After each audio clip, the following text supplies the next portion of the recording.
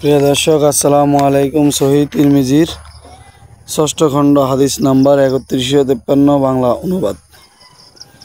আবু হুরাইরা রাদিয়াল্লাহু তাআলা আনহু হইতে বর্ণিত, তিনি বলেন, নবী সাল্লাল্লাহু আলাইহি ওয়াসাল্লাম ইয়াজুজ মাজুজের ফাঁসির প্রসঙ্গে বলেন, এরা প্রত্যেক দিন বাদার ফাঁসির খনন করতে থাকে। যখন তারা এটাকে সস্যির করে ভেদ করার কাছাকাছি এসে যায়, তখন তাদের সর্দার বলে, ফিরে চলো, কাল সকালে এটাকে সম্পূর্ণরূপে ভেঙে ফেলব। রাসূল সাল্লাল্লাহু আলাইহি সাল্লাম বলেন, আল্লাহ তাআলা ফাঁসিটিকে পুনরায় ন্যায় প্রসঙ্গ করে দেন। তারা প্রতিদিন এইভাবে এই ফাঁসির খুঁড়তে থাকে। অবশেষে যখন তাদের বন্দিত্বের মেয়াদ শেষ হয়ে যাবে এবং আল্লাহ তাআলা তাদেরকে জনবসতিতে পাঠানোর ইচ্ছা করবেন, তখন ইয়াজুজ মাজুজদের সর্দার বলবে, আজ চলো, আল্লাহ তাআলা চাইলে আগামীকাল সকালে আমরা এই দেওয়াল ভেঙে ফেলবো, অর্থাৎ ইনশাআল্লাহ বলে শুরু করব। পরের দিন এই কথাটাই বলবে। সে তার কথার সাথে ইনশাআল্লাহ বলবে। রাসূল সাল্লাল্লাহু আলাইহি সাল্লাম বলেন, তারা ফিরে যাবে। গতকাল দেওয়ালটিকে তারা যে অবস্থায় ছেড়ে গিয়েছিল, এইবার ফিরে এসে ঠিক সেই অবস্থায় পাবে। এরা দেওয়াল ভেদ করে জনপদে ছড়িয়ে পড়বে এবং সমস্ত পানি শেষ করে ফেলবে। মানুষজন এদের ভয়ে বিতস্ত হয়ে পালিয়ে যাবে। এরা আকাশের দিকে নিজেদের তীর ছুড়বে, তাদের তীরগুলো রক্তে রঞ্জিত করে ফিরে দেওয়া হইবে। এরা বলবে, পৃথিবী বাসিন্দাদের উপর আমরা প্রতিশোধ নিয়েছি এবং আকাশবাসীদের উপরও আধিপত্য বিস্তার করে তাদেরকে অধীনস্থ করে নিয়েছি। আল্লাহ তাআলা এদের গলদেশ কীট সৃষ্টি করবেন, ফলে এরা ধ্বংস হইবে। রাসূল সাল্লাল্লাহু আলাইহি সাল্লাম বলেন, সেই সত্তার শপথ যার হাতে মুহাম্মদ সাল্লাল্লাহু আলাইহি সাল্লামের প্রাণ, জমিনের কীট পতঙ্গ এবং জীবজন্তু এদের গোস্ত খেয়ে খুবই মোটা তাজা হইবে, খুব পরিতৃপ্ত হইবে এবং এগুলোর দেহে বেশ চর্বি জমাবে। হাদিসটি সহিহ ইবনে মাজাতে 4080 এবং আবু ঈসা হাদিসটিকে হাসান গারিব বলেছেন। প্রিয় দর্শক, আসসালামু আলাইকুম। সহিহ তিরমিজির ষষ্ঠ খণ্ড হাদিস নম্বর ৩১54 বাংলা অনুবাদ।